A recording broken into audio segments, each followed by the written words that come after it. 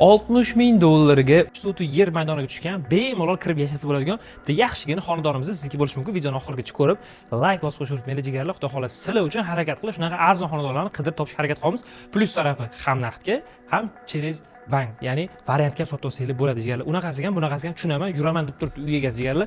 Keling, ko'ring, yoqqandan keyin bemalol zaklatib berib, gaplashib kelishib olsanglar bo'ladi.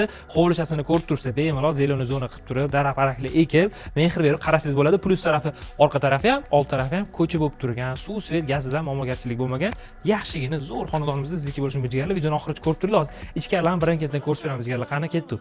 Asosiy binomizga kirganimizda jigarlar, o'rta koridorimizni ko'rib turibsizlar. Remontlari yaxshi, bemalol kirib yashaydigan holatda jigarlar. Shuna kirganimizda o'ng tarafimizga birinchi yotoqxonamizni ko'rib turibsizlar. Hozirgi payt xonadon egalari o'zbek yashab turgan shinamgina xonadoniga chap qo'limizga ikkinchi yotoqxona va bu yoq tarafimizga bemalol jigarlar zal sifatida foydalansanglar bo'ladi. Uyimiz 3 xona plus oshxonasiga ega bo'lib turibdi. Oshxonasini ham katta qilib atilab kengaytirgan ekanlar jigarlar. Bu o'tgan safar ko'rsatgan uyimizga nisbatan bu yoq oshxonasi kattaroq. Yon tarafida sanuzellarni ham ko'rib turibsizlar.